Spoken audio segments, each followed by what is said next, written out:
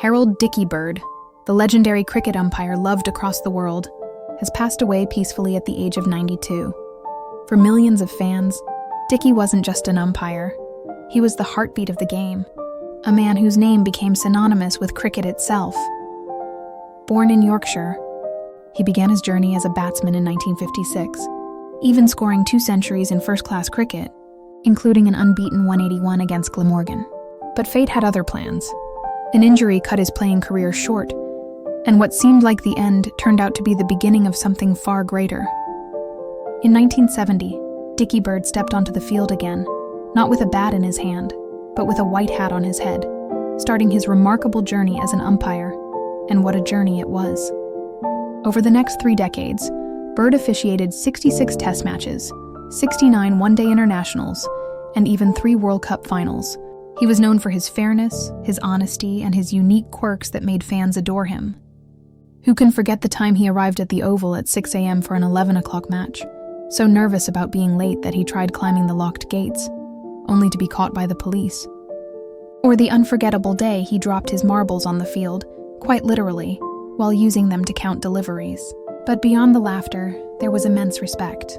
Dickie was famously reluctant to raise his finger for LBWs, always giving batsmen the benefit of the doubt. His decisions might not have always pleased bowlers, but they earned him admiration for his consistency and humanity. Players across the globe respected him deeply, not just as an umpire, but as a man of principle. When he walked out for his final test at Lord's in 1996, tears filled his eyes as players from both teams gave him a guard of honor. Moments later, he raised his finger one last time, giving Mike Atherton out LBW in the very first over.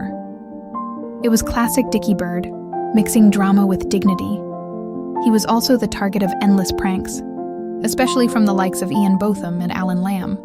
Once, Lamb slipped a giant 1980s mobile phone into his pocket, and as Dickie stood umpiring, Botham rang it from the dressing room. The startled umpire nearly jumped, but his good humor made such moments legendary. Cricket wasn't his only passion. As a boy, Dickie dreamed of being a footballer, but an early knee injury ended that dream. Still, he never left the world of sport. From playing alongside Geoffrey Boycott and Michael Parkinson at Barnsley Cricket Club, to being immortalized in bronze with a statue in his hometown, Dickie's life came full circle. Boycott, his lifelong friend, paid a heartfelt tribute, remembering him as not just a brilliant umpire, but also a star batsman in their younger days. Players all over the world respected and admired him for his firmness, fairness, and humor, Boycott said. He was loved by so many and became a legend. Honored with an MBE in 1986, and later an OBE in 2012, Dickie Bird was more than an umpire. He was a storyteller, a guardian of the spirit of cricket, and a man who carried humility and humor wherever he went. Yorkshire County Cricket Club, where his journey began, summed it up best. He leaves behind a legacy of sportsmanship, humility, and joy.